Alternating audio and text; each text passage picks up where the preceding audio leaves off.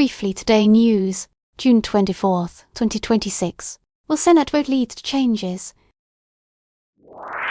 The Democrats and a few Republicans telling the president to either end the war with Iran or get sign-off from Congress. And while the vote is largely symbolic, it is a rare and major bipartisan rebuke of the president's agenda. And that comes as a new flashpoint over the future of Iran's nuclear program emerges in the talks to permanently end the war. Iran denies it agreed to let UN nuclear inspectors into the country, even though the White House says, in fact, Iran did. Take a listen. Iran will never have a nuclear weapon, and they've agreed to that. All right, let's bring in NBC's John Allen at the White House.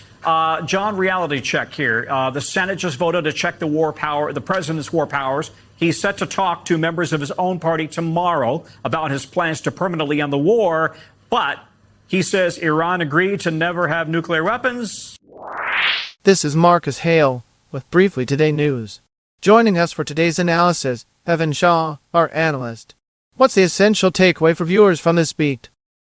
Confirmed, the Senate approved a war powers resolution. Reporting indicates the resolution calls for an end to the war in Iran. The significance debate remains open until officials respond on next steps. Missing from the record, will this resolution lead to any concrete changes in U.S. policy towards Iran? This symbolic vote by the Senate comes as talks for a permanent deal are underway. How might this impact future negotiations in U.S.-Iran relations?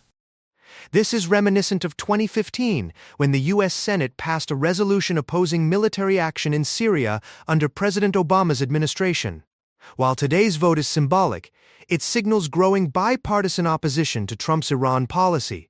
If confirmed, this could influence future negotiations by pressuring both sides to find common ground. Crucially, if the White House backs down on its threats against Iranian negotiators, it might signal a shift in how Congress handles war powers. Walk us through what President Trump might do next, given this rebuke from Congress. Start with President Trump's recent threats against Iranian negotiators and their potential impact on the ongoing negotiations. President Trump recently warned that Iranian negotiators wouldn't make it home safely if they didn't comply with his demands. How might these aggressive rhetoric choices affect today's ongoing negotiations? Thank you, Evan, for the analysis. This bipartisan vote signals growing opposition.